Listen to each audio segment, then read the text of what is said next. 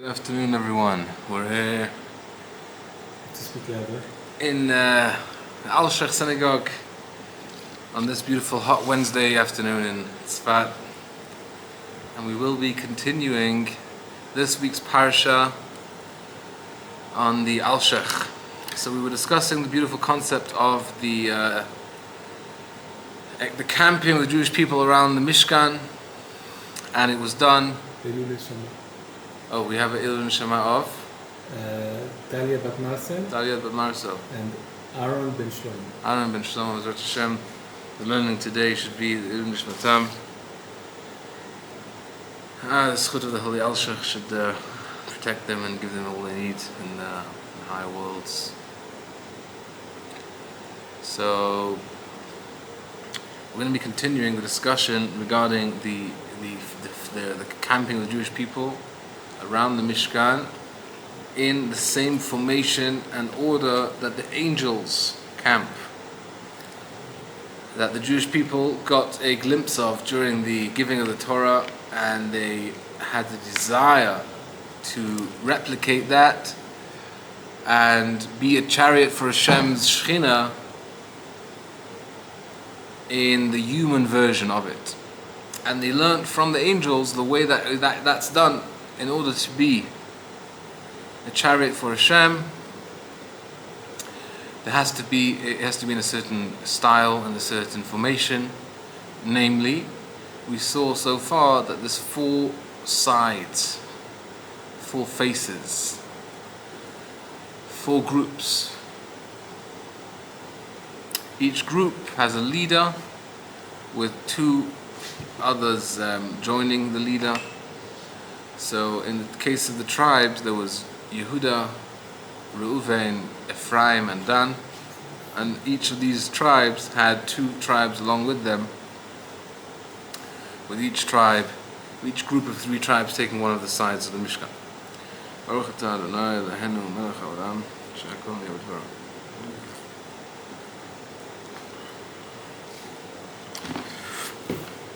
So we were holding in the middle, where Rav Alshech is explaining to us that that Hashem wanted to give the Jewish people what they asked for, and when they've reached the amount, and when they've reached the number of 600,000, they're eligible for this level of Shekhinah. As we mentioned, 600,000 is the complete body of Jewish people, where every Jew is revealing his aspect of Torah, of secret wisdom of Hashem. And when you have the full body of the Jewish people, we're able to bring down the mass that is needed. The Jewish people have the mass that is needed to be a chariot. And the angels that were at Matan Torah were also 600,000. So we're going to continue. The piece begins, Ubezeh navo el inyan hakatuv. And this is how we'll explain the psukim, and we're continuing the theme. V'hu she'omeret haTorah. The Torah is saying, Ru'una ma'alat Israel edei haTorah. Pay attention, notice the greatness of the Jewish people through receiving the Torah. Ad gader, so much so, she'odam melubashim beguf, that even though they're still mortal beings and clothed in physical bodies, domim lemalachei hasharet, they are similar to angels, and therefore they're able to have the same level of chariot, of merkava, of carrying the Shekhinah's presence in the world. V'livchor b'merkevet hamishna hazeh yoter mi b'malachim. Now this is a fascinating thing that Rav Alshech is telling us, that once the Jewish people merited to have the chariot to rest upon them, Hashem chose the secondary chariot to become the most important one. So the Jewish people are kind of copying the angels, but thereby, by being a replica, they became the original. And how did that happen? Shehu alidei Torah u'mitzvot shekiblu b'Sinai. because the Jewish people received the Torah and the mitzvot, that makes them superior to the angels. Ki al ken yeter se'et liYisrael Alshech Shul. Therefore, the Jewish people have a higher level than the angels. The Zehu, this will explain what we asked earlier on. One of the questions was why, it was actually in question number 1, why does the Torah preface the fact that it was happening in Midbar Sinai? Why is the geological location important for this fact that there was a counting? The census wasn't relevant to the location. And this is actually interesting because this week's Parasha is called Parashat Bamidbar because of this. It's actually Bamidbar, if you were grammatically correct. It's the only Parasha, I believe, that we mispronounce. Well, not intentionally, but I mean, Bamidbar Sinai is because it's going together, so it's Bamidbar. But either way, Rav Moshe Alshech was telling us what's the significance of this census taking place in the Midbar Sinai. Shesham kiblu Torah. Midbar Sinai is the place of Torah. So we want to mention the fact that's giving the reason, that's giving the authority and the qualification for the Jewish people to receive this level of being able to be the chariot number 1 for Hashem. That is because it's in Midbar Sinai. Al ken sham yi'ad lehem ha'yitron alaz kamudubar. This is the place where they'll receive this benefit, this extra level above the angels. What's the ha'yitron? Ha'yitron is more than. What would be the specific translation? Like the fact that they're better than the angels. Can't think of the exact translation. I was also curious to see in the description of the location, we zoom in from Har Sinai to the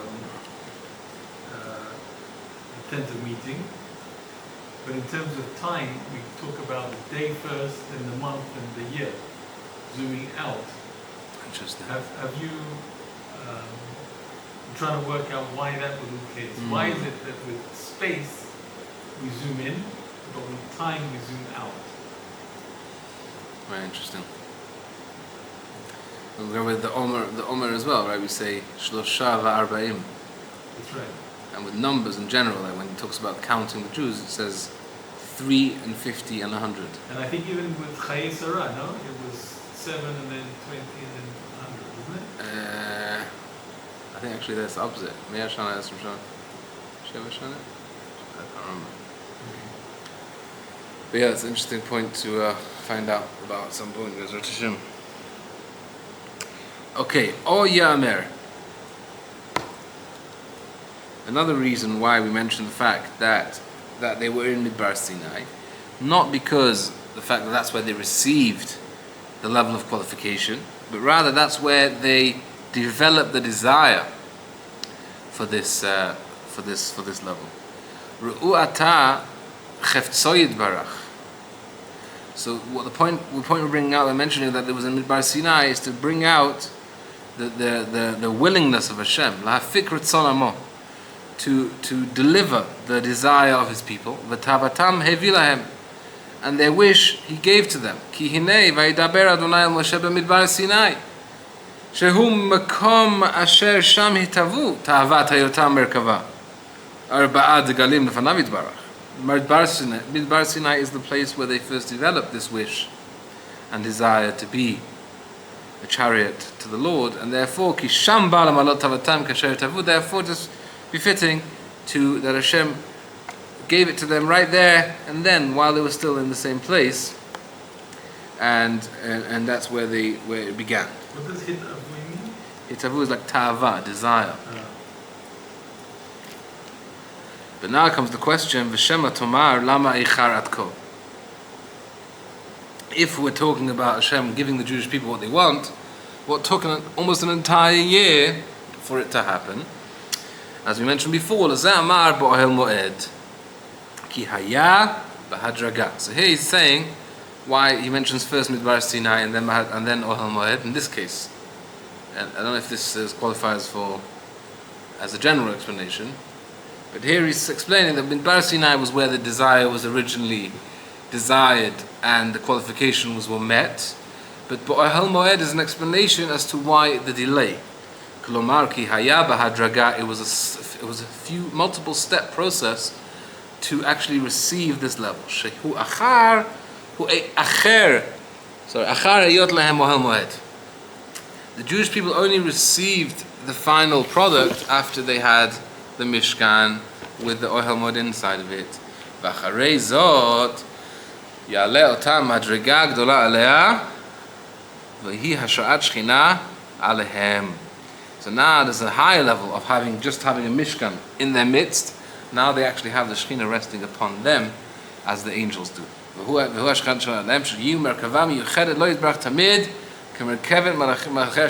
should be a chariot to the Lord. And therefore it was on the first day of the second month, Shehu Shlashim Yom,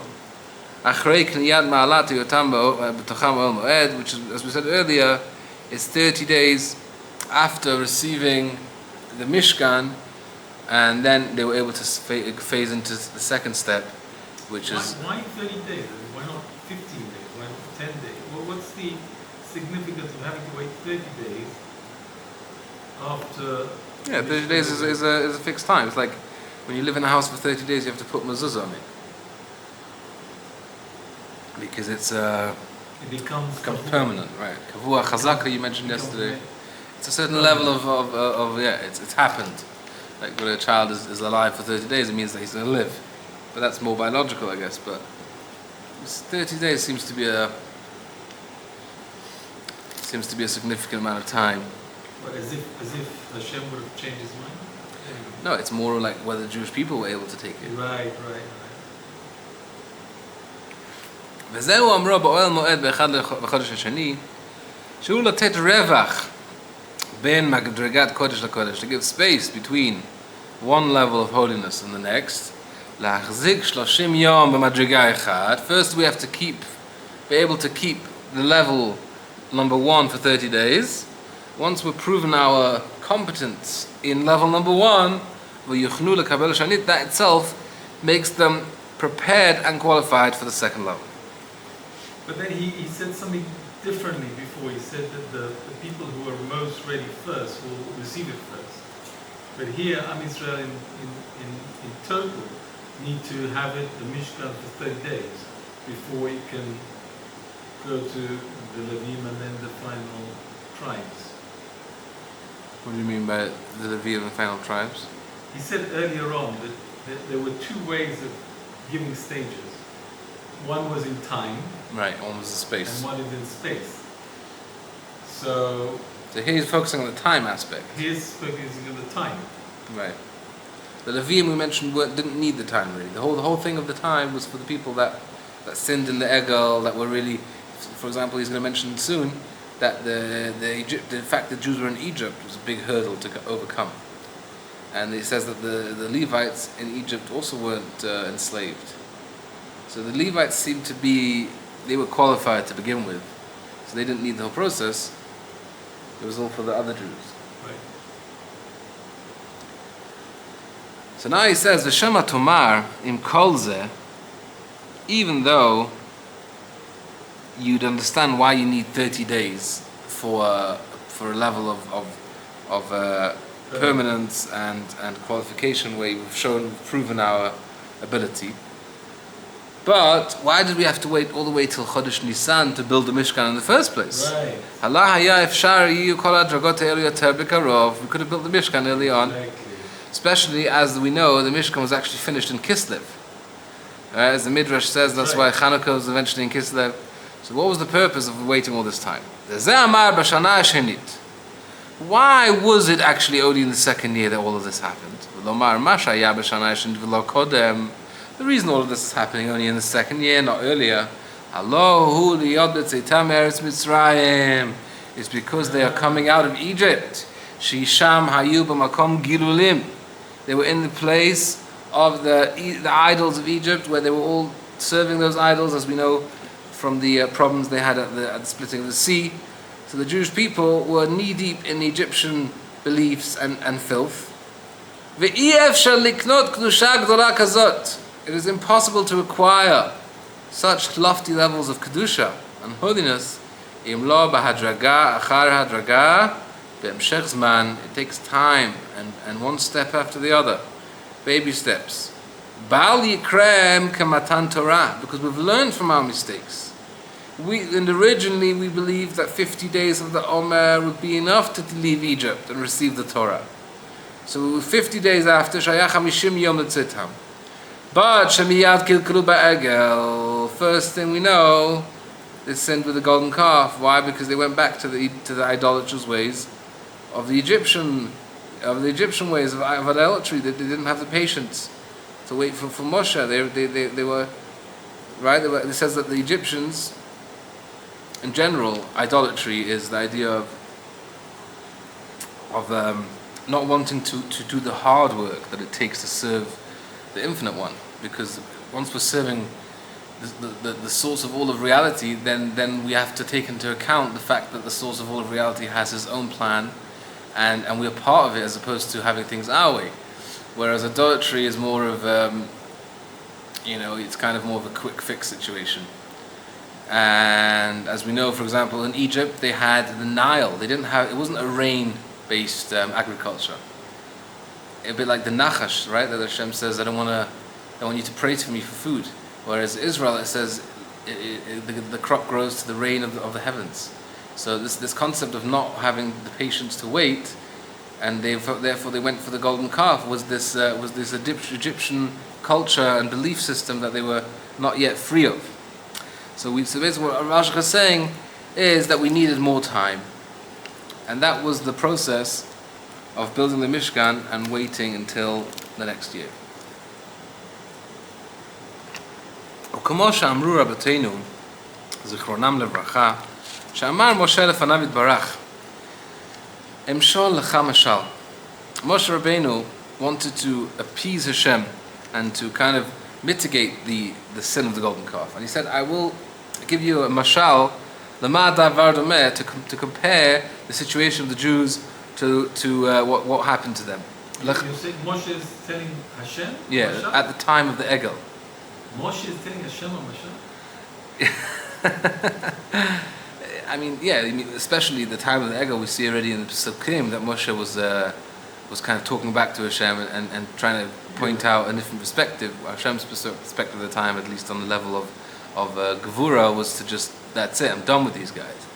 So Moshe had to kind of present the humanity of the Jewish people in order to appease Hashem's mercy, to understand where they were coming from.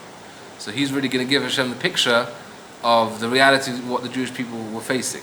So he says the mashal is as follows: the Chacham Shayalo ben, a wise man that had a beautiful son, Yefei To'ar Umareh, attractive and handsome, Vayasem Oto b'chanut bosem, he gave him a shop of perfume, b'chanut shel zanot, b'shuk shel zanot, in a marketplace of zanot, of harlots, shabachrut asta et shelo. So now we have a combination of factors coming together to predict the outcome. What's Habachrut? Habachrut, the youngness. How would you say that? The maturity. The immaturity of the child, or his hot-bloodedness of adolescence. Right. That was a contributing factor. The fact that he's in a perfume store added to the situation. The fact that it was in a promiscuous area, it also contributed. And he fell through, and he became defiled with promiscuous activity. So Ken HaChacham, says Moshe, the wise man is HaKadosh Baruch Hu. It's Hashem. Ben Bachur, the young man, Elu Yisrael, Kinar Yisrael, as the verse says, that the Jewish people are considered young. V'shuk shel zanot, zu Mitzrayim, v'nitmu sham b'gidulahem. The Jewish people fell into the filth of the Egyptian idolatry. Al kein asu et ha'egel. Therefore they sinned with the egel, ki kanu kinyan ra zeh b'Mitzrayim. It's not their fault. It rubbed off at them in Egypt. L'chen yitachen. So that's the mashal. So we see that the Jewish people had to get out, or had to get Mitzrayim out of them. Right? You say you can take a Jew out of Mitzrayim, but it's hard to take Mitzrayim out of the Jew. Therefore, it's possible to say, says Rav Moshe,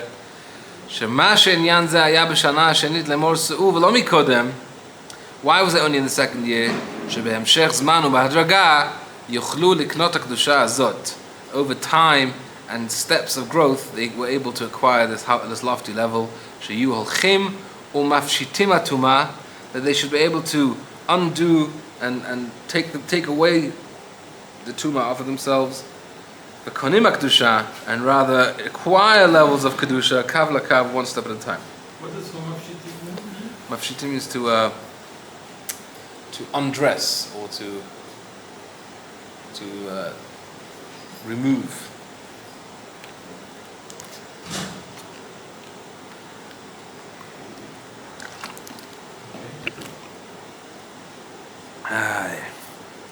Okay, so he continues now, explaining the continuation of the Pesukim.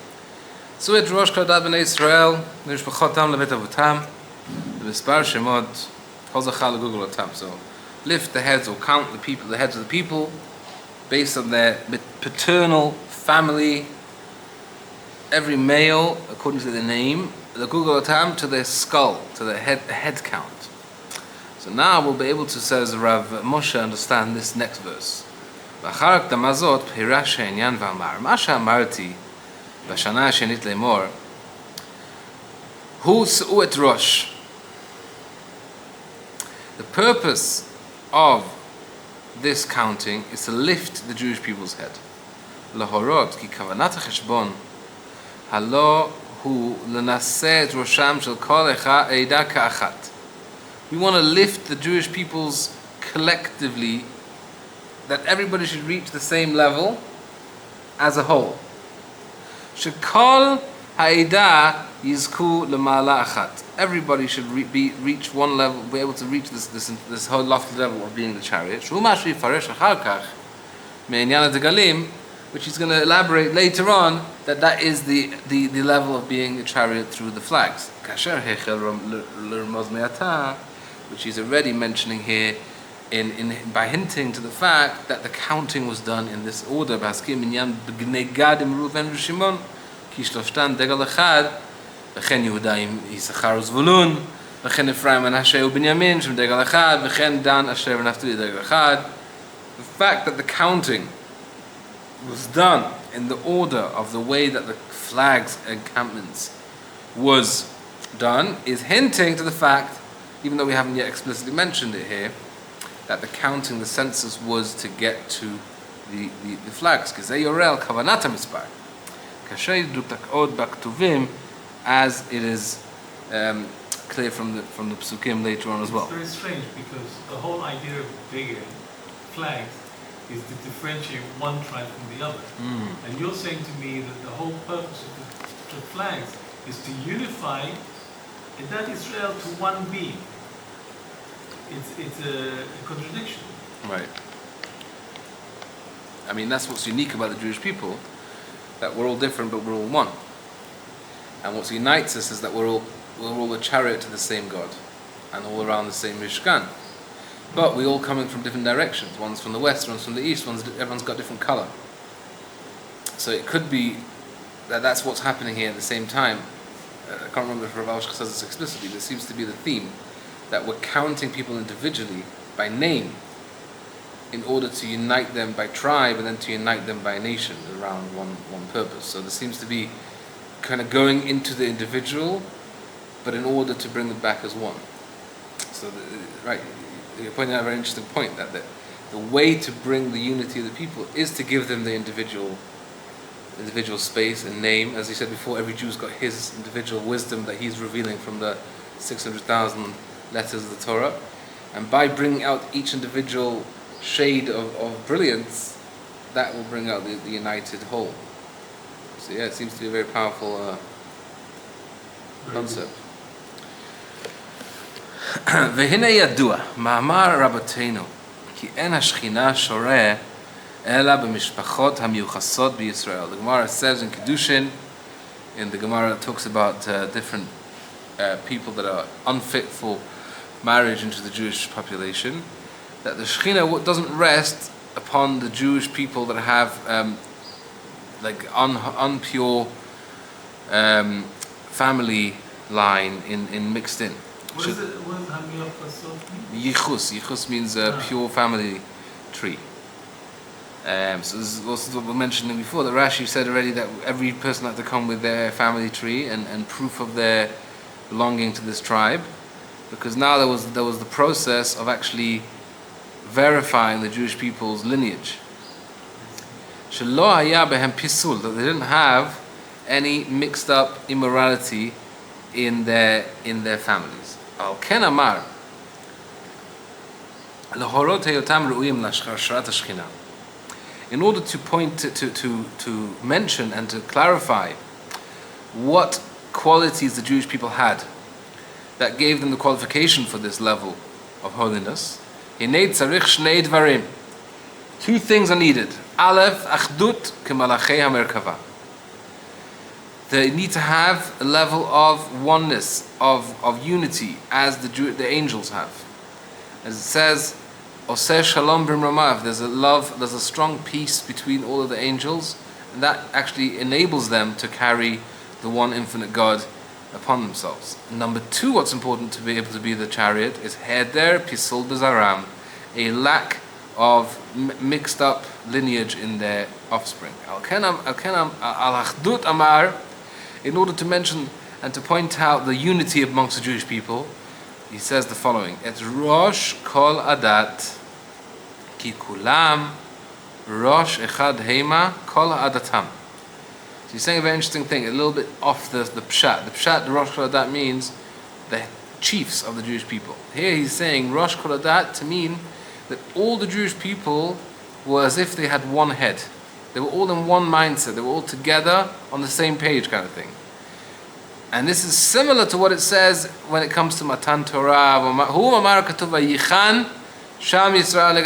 They rested again across the mountain as one. But Matan Torah, how do the Jewish people qualify to receive the Torah, which is a crazy prophetic experience? Through the unity. So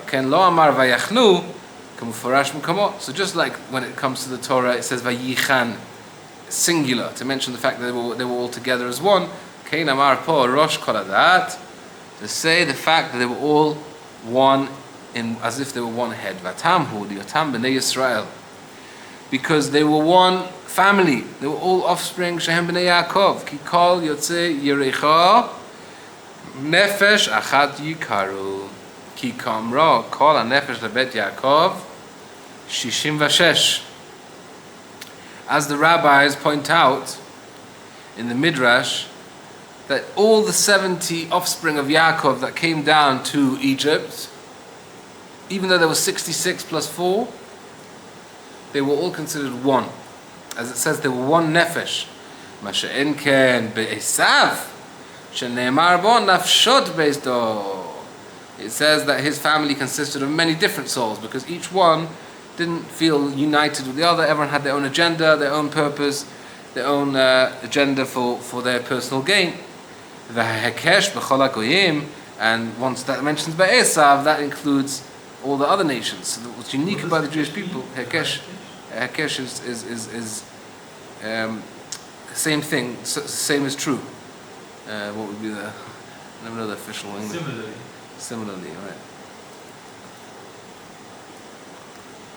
V'hu ki kol yatzei yerech Yaakov nafshotam mimkom ha'achdut me'ito yitbarach. So here he's explaining why is that so, that the Jewish people are able to come together as one. Not only because the Jewish people all come from one family, because Esav's offspring also only came from him. But the main reason is because their souls come from the place of unity in the higher worlds. It comes from the place where before the world of separation. So because all Jews are connected as one in their source, they actually manifest as one once they're already in this world as well. What's the second qualification that's needed in order to be the chariot. Ki pisul em bahem. They don't have any unkosher offspring. Ki im kulam yityachsu lemishpachotam hem hashvatim. The families, they all belong to the same family. Ish achar shivto, everybody is part of a certain tribe, and they have a lineage, a family tree showing that. Va'atam ki kulam lebeit avotam nigrarim umitachsim achar avotam. They all have a paternal, clear lineage to their fathers' families, all the way to the tribes, to Yaakov. Ki kol ish ve'ish miyuchas achar aviv ki lo haya pipisil ki lo yidvai shab b'Mitzrayim. None of the Jewish people had non-Jewish fathers. Nobody had a paternal line with Mitzri genes involved. Ki achad hayta u'pirsama katuv. There was only one woman that was raped by an Egyptian, and the pasuk talks about it explicitly in Parashat Emor, that there was one person in the camp who was the son of a Mitzri, the son of a Jewish woman and a Mitzri father, and he was actually ended up being killed as he blasphemed against the Lord. So that is actually the point here that we're saying the Beit Avotam. The Jewish women in Egypt were not defiled; they were not taken advantage of by the Egyptians, and they all came from Jewish paternal lineage. וזהו במשפט שמות כל זכר, לומר כי אין העניין שהולך אחר הרוב, כי לא זנתה עמם. So we could have said that the fact that the Jewish people qualify to be the Jewish people is because if we look at it in general with the principle of rov, to give the overall Jewish people are kosher, but obviously if you go down to an individual level, you'll find individuals that come from mixed lineage. So that's what the Torah is telling me. No, it's not like that. It's not a general thing. Every Jewish individual was kosher and came from 100% pure blood. Every head, so when it says in the pasuk that he counted them to their heads, it doesn't mean that he counted them by their heads, because you're not allowed to count people by their heads. Rather, obviously the counting was with obviously they didn't transgress the prohibition against counting without a shekel or anything else to use as a counting method. But so what does it mean when it says that they were counted by their heads? It's to point out that every individual Jew, every individual head, even if we look at that separately, there is pure bloodline there. Odi tachen ramaz. Another reason we can explain why it says Rosh, which we said before means all together coming as one. Echad yikra, why are they one? Ki kulam ki ish echad yichashvu. She'af ha-pi shenifredu mishpachtam mishptehem. Even though now they've developed over into 12 tribes, so you would say that they forgot the fact that they come from one paternal patriarch called Jacob. The Jewish people still identify as coming out of one father called Jacob. So this is again the concept of the unity together with the lineage, coming together. Like there's a unity based on the fact that they all come from the same lineage, they all have the same paternal fathers, and they don't stop at the tribes. They go further, and they come back together as one. So if that's the case, and because if we were, the source of our neshama is pre-creation, so before time, that's why we're so strong in unity. How is it possible to have so much machloket within us? How is that at all possible? It would seem that if the Jewish people are, the more Jewish people are in touch with their souls, the more the unity comes out. Whereas people get stuck in the enclothement of the soul and the animal soul and to sinning and falling into klipa is when the separation happens. If you focus on the differences, Right. as opposed to what unites us. Right, the Tanya says in chapter 32, the most famous chapter in Tanya, right, if you focus on the soul, we have oneness. Focus on the body and the animal soul, that's where the separateness comes. So that's what he's actually saying here, that the fact that the Jewish people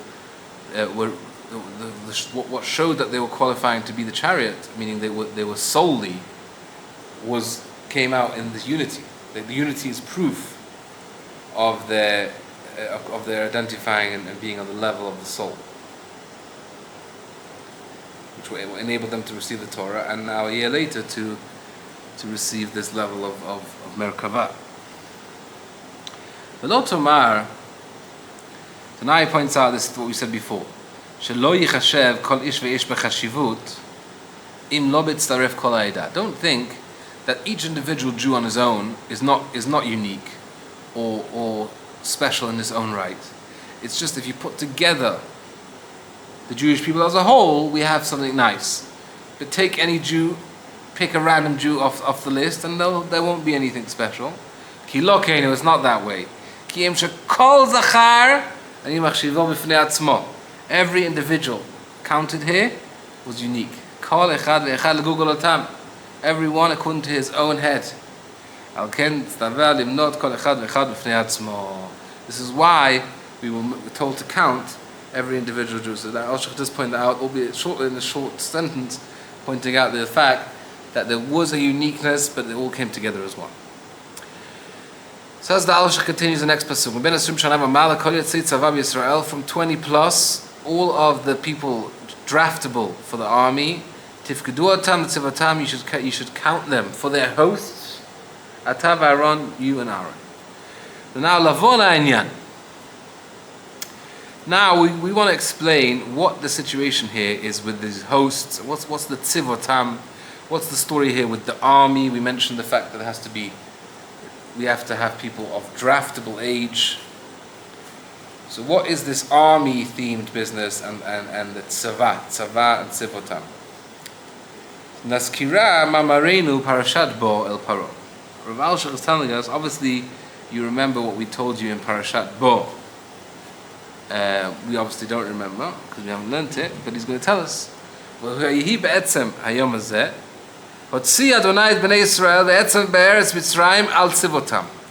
is the verse describing the Exodus. That all the Jews left Egypt al tzivotam, on their hosts or on their numbers. What's this tzivotam business? Says Rav Alshech a crazy thing. This is another description of the same thing that says, I will carry you on the wings of eagles. When it says the Jewish people are carried on the wings of eagles, who are these eagles? The angels. So really when it says I'm going to carry you on the wings of eagles, it means I'm going to carry you on the wings of the angels. The Jewish people lived in Ramses, which is inside of Egypt, and they had to be carried to Sukkoth, which where they all left from. How did they get there? Which, even though it was a few-day journey, the angels transported them in a short time, the long distance in a short time. Here comes Rav Alshech telling us a very crazy, very powerful thing. And when it says al tzivotam, the Jewish people were taken out of Egypt on their host. What does that mean? Ki merkevet malachav yitbarach shishim ribo chashavam yitbarach ki'ilu ayu tzivotam shel Yisrael. Hashem lent his army, his angel army, to the Jewish people. And now all of the angels are the Jewish people's army. They're now here to serve the Jews. Chayal shalahem, sha'al kapayim nisaom. So now that Hashem sent the angels and said, you are now at the command of the Jewish people. 600,000 angels, 600,000 Jews. Every Jew gets his personal soldier, his personal winged angel to carry him out of Egypt. It's very similar to Yaakov being above the angels and commanding them. So in the same way that he was able to do that, we now have the schut to do that ourselves. Interesting, yeah, it seems to be. That was when it came down to a national level. Yeah. So now here we have a host of people being, like an army of people being served by the army of angels. So that's what it means. Al Tzivotam, on the army, they were literally carried upon their army. Who's their army? The angels. That now became theirs. Or ours. So now, we're going to go back to our situation where we're mentioning that the fact that the Jewish people are now going to make an army, we're going to make an army of our own to be the chariot, just like the angels. But אין ספק כי בעשותו יתברך את ישראל הבא דגלים.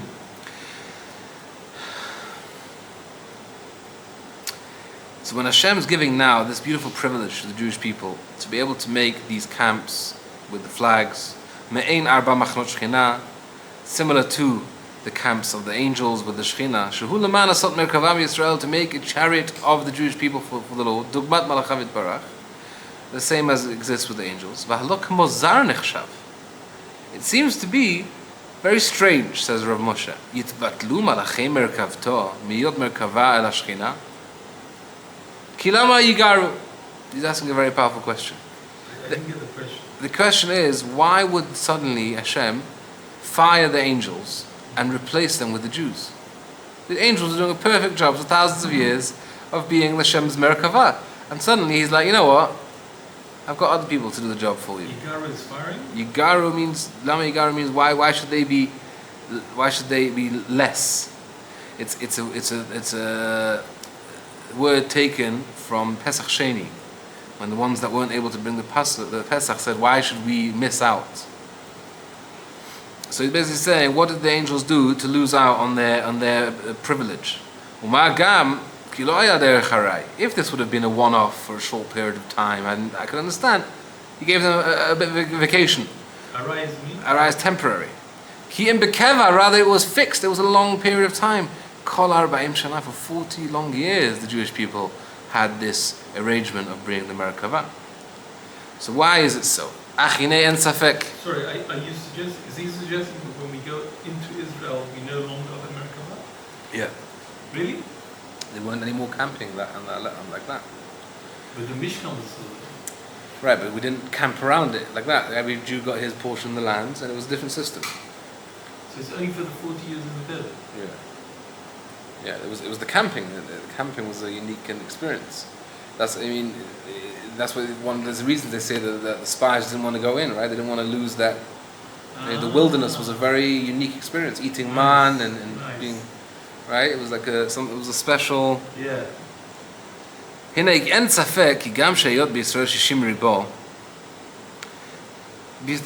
for the fact that the Jewish people have 600,000 souls, yesh benafshotam klalut kol bechinot kochot ha'elyonim kayadua liyodim chen. All of the Jews have inside of them the general sum total of all of the upper sfirot. As it's known to the knowers of hidden wisdom, Kabbalah. He brings here in the bottom a couple of pieces from Ramak, which talk about why the Jewish people have, what's the uniqueness of 600,000. It's because the six Sfirot, as we mentioned yesterday, the 6 Sfirot, Chesed, Gvura, Tiferet, Netzach, Hod, Yesod, which is the main composite of the Sfirot, and so the Jewish people are like the maximum. Take 6 to the max. In Hebrew, there isn't anything higher than 10,000. The highest number is 10,000. Right, Revava. So when you take 60, I guess is the highest it goes. 6 times 10 times 10,000 is like, take 6 and like expand it the most, you get 600,000. So therefore, It is because of the fact that that the Jewish people are a revelation of the higher levels of the higher worlds, which is why when one sees a group of 600,000 Jews, there's a special bracha which you mentioned earlier, which is to mention that the Jewish people are an expression of Hashem's secret wisdom, because the Jewish people are an expression of that, of the Chochmah of Hashem coming out through the 6 Sfirot. Ki kol razei Torah yotzim me'ekachot she'otan neshamot yotzu misham. So the wisdom of the Torah is called the Chochmah and Bina of the Sfirot. And then from the Chochmah and Bina comes out the 6 Sfirot, the lower Sfirot, and the Jewish people's souls are rooted in the 6 Sfirot. So that's why all of the wisdom of the Torah is revealed through the Jews who come from the source of the 6 Sfirot that come from the wisdom of Hashem. Because they come from the same source. The same is true with the angels. They are also 600,000. They come from the same source of 600,000 because they come from the same supernal multi 6 level energy. Because they're essentially equal, they come from the same source. Hashem still makes the main focus be the Jewish people. Hashem doesn't mean to despise or push aside the angels. Hashem wants the angels and the Jews to be the Merkava, but He wants the angels to be alongside the Jews. V'shchina sharei al kulam. So the angels are not any less, but they are alongside. They're secondary, but equal. באופן שה-60 ריבוא מלאכים חוזרים לקדמותם להיקרא צבאותם של ישראל. So just like when the Jews left Egypt, the hosts of Malachim were called the hosts of the Jewish people.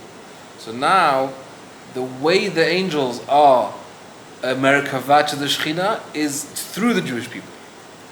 So now it's also as if they are being commanded by the Jewish people, because the Jewish people are kind of the link that they have to becoming the chariot by them being alongside the Jewish people.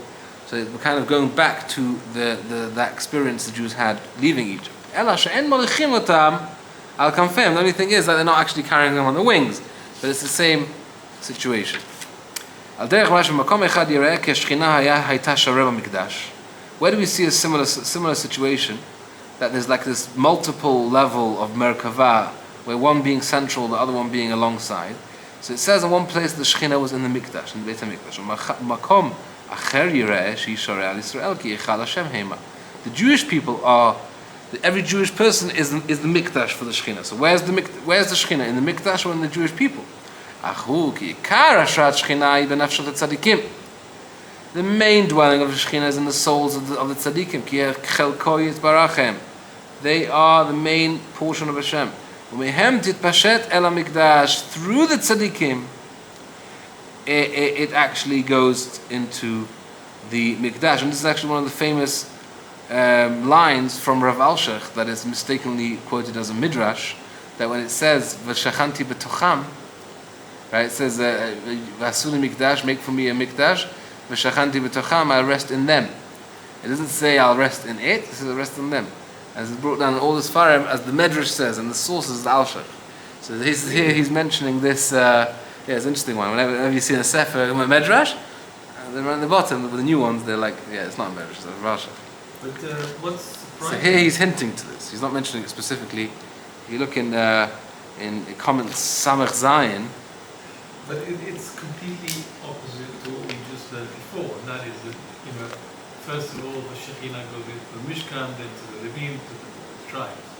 But you're telling me now that it comes into the people first, and then it comes into the Mishkan. Right, it's true.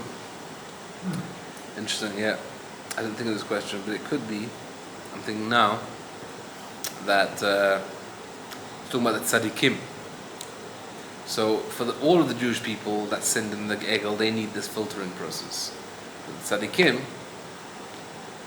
maybe that would be the Levites. They're the ones that, cause the Shekhinah to be able to come down the world. And then, because at the end of the day, the Mishkan is just physical gold and silver.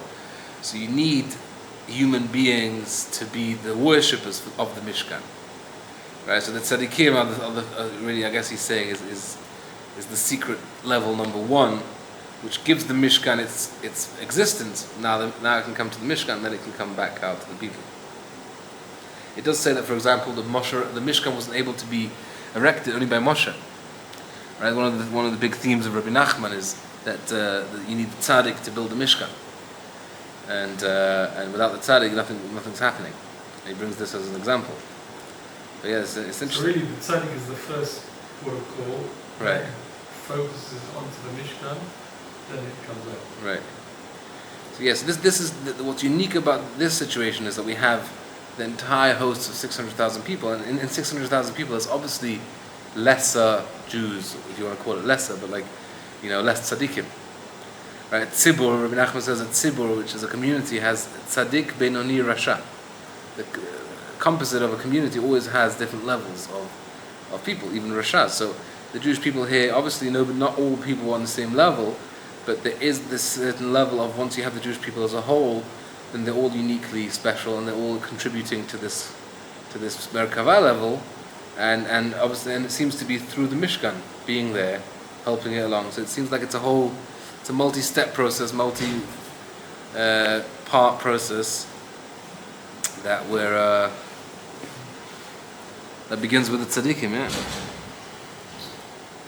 Like it says, for example, that the purpose of creation, it says, V'min nimlach, when Hashem originally,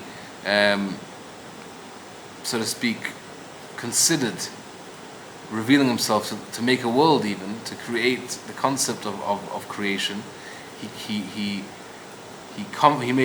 confided with the souls of the tzaddikim, it says, and the Sfarim explain it means that he foresaw how the tzaddikim will be unwaveringly loyal, and that was what made it worth it for him to do the mission, to build the world to begin with. And obviously, then it says "Va'amech kulam tzaddikim." Every Jew is a tzaddik, so which means that ultimately every Jew is a tzaddik, but it's not necessarily revealed.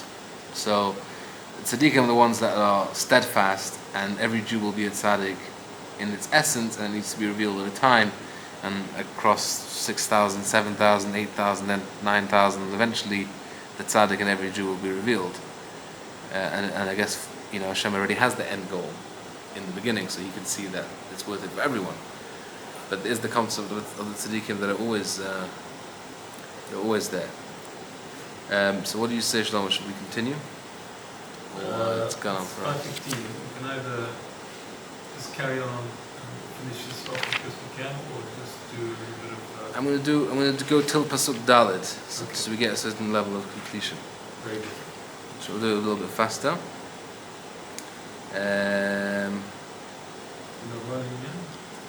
נבוא לעניין. והוא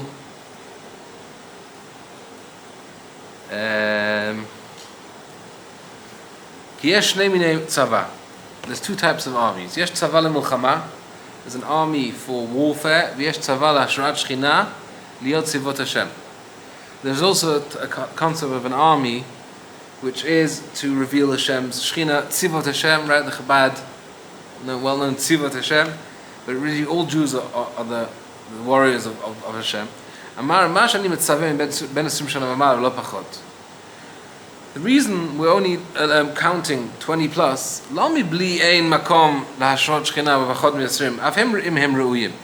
anyone is worthy of the Shechina resting on them, even if they're under 20. There's no age limit to when a person's worthy of the Shechina resting.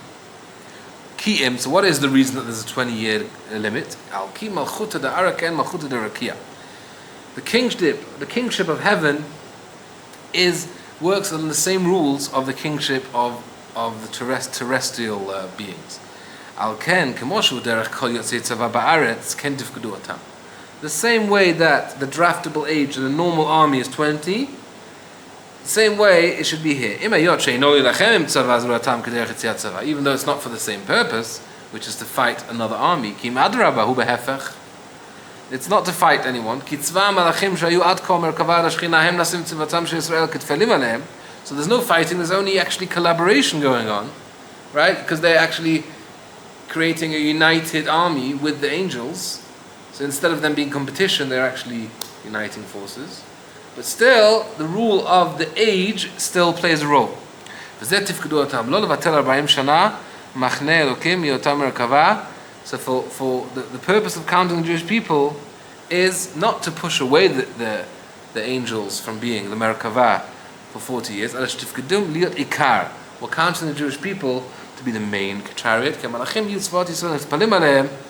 That the angels should be secondary alongside the Jewish people. So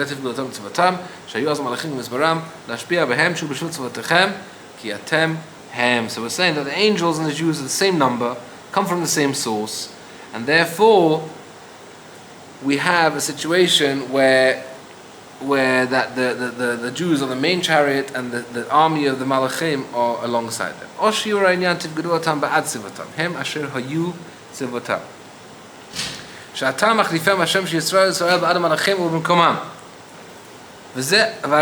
וזהו שימש הלמד, כוונת אמר תהיה לו לאלוהים שהוא בעד מקום אלוקים.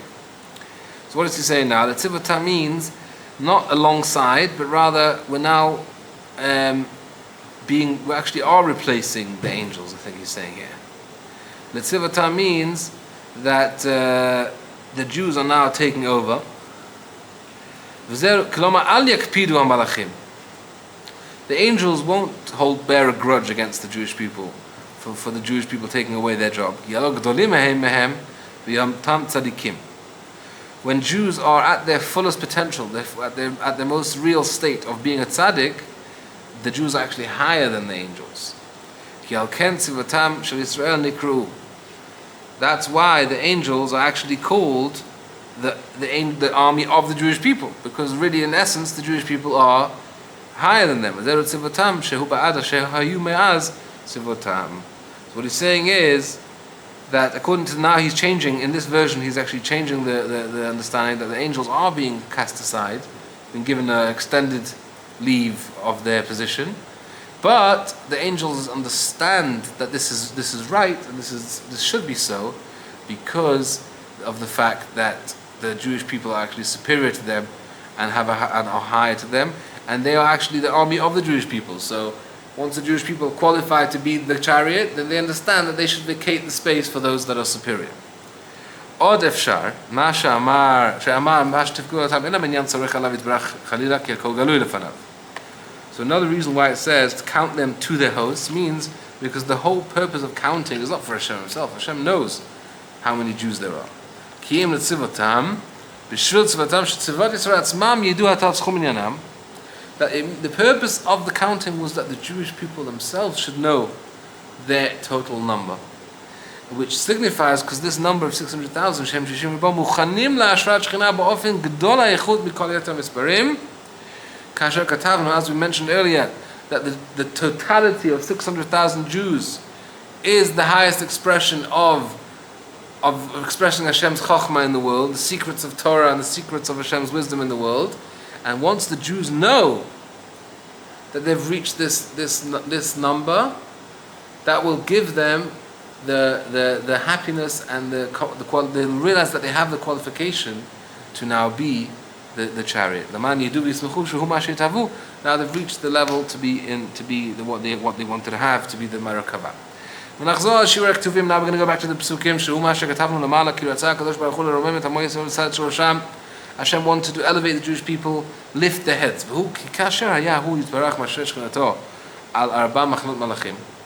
שבכל מחנה 3 ראשים, מיכאל עם 2 ראשים, אחרים מחנה אחד, בדרך זה בשער, וכן בדרך מחנה יהודה 3 ראשים, נשיא יהודה, נשיא יששכר, זבולון, והקש בשער. So now he's saying that Hashem wanted the Jewish people to be the same as the angels. And just like the angels, when they have the camps, Michael, every group of angels has underneath him 2 co-angels, 2 co-pilots, I guess, helping them along. So the same way that the Yehuda was the leader of his camp, and he had along with him to the other Yisachar and Zvulun were along with him. So that's wait, what? Shimon and Reuben. Shimon, Reuven, and Gad were together, and then Yehuda, Issachar, and Zvulun, etc. So another reason, now we explain why he uses the word swit rosh to lift heads. So now I'm going to explain this.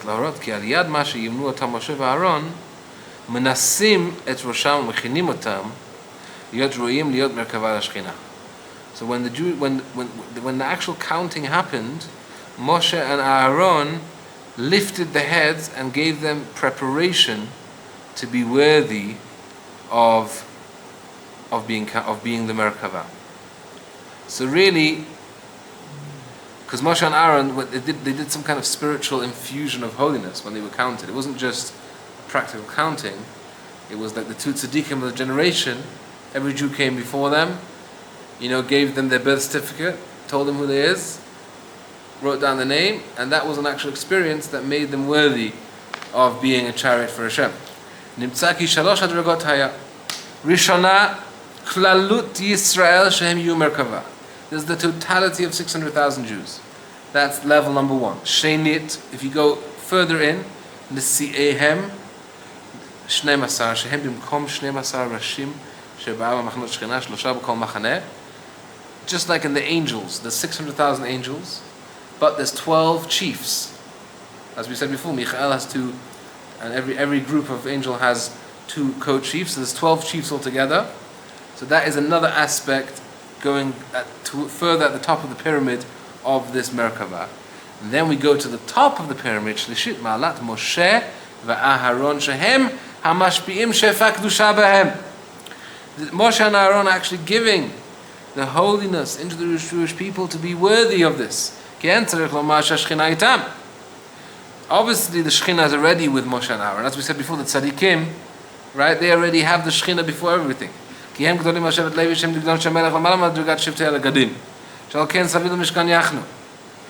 the Levites were on a certain level of Kedusha as they camped right around the Mishkan. But Moshe and Aaron, all the more so. As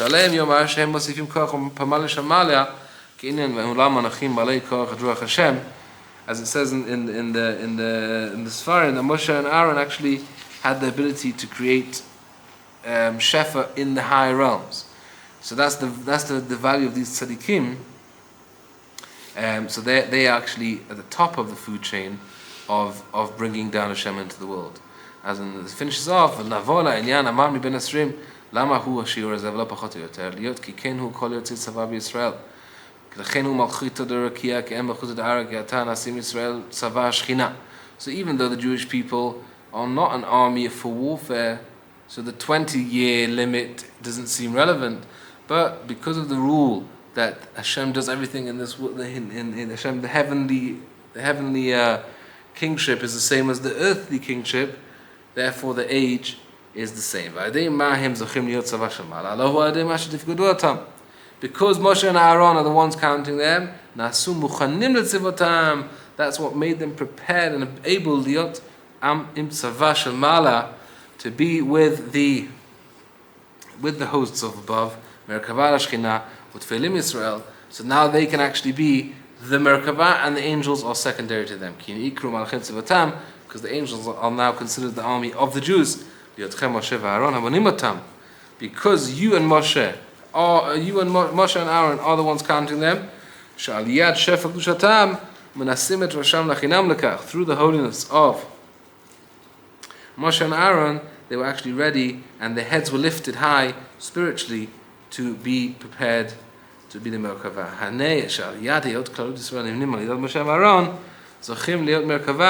That's what gave them the ability to be on this level. I thought he said before that it was the Torah and Mitzvot that gave them the ability. So I guess the Torah Mitzvot is what gave the Jewish people the ability to even begin receiving the Kedusha from the Tzaddik. So it seems like receiving the Torah Mitzvot was one of it goes together, I guess. But according to this, it's only when Moshe and Aaron counted that. And one of the questions he asked at the beginning was this idea that Moshe and Aaron, and by the way, also the heads of the tribe. Right. So why aren't they counting? This was the next piece I was going to say, that they're also part of it. They're part of the pyramid, but they're secondary. It's the Moshe is like at the top, above the. So it's interesting because if you think about the angel version of the you have 600,000 angels, you have the 12 chiefs, and then what is the equivalent to the two tzaddikim in the angel version? Oh, there isn't. There isn't. Well, that's what you said yesterday, which was the four, the bull. Right. So that's already in the higher world, which is equivalent of the same thing. Every Merkava is a replica and a different version, but it's the same concept. I don't know I don't remember him explaining that. But at least when it comes to the Jewish people, there's this concept of the tzaddik at the top of the food chain. Okay, Chazak Baruch. We got through 3 Pesukim. Yeah, that's pretty good. I think it's almost at the end. I mean, if we have like maybe another half hour, I guess, to finish this. To finish the whole Parashat? To finish this piece that's connected. Yeah. Yeah, perhaps. Very good. But next time. Thank you.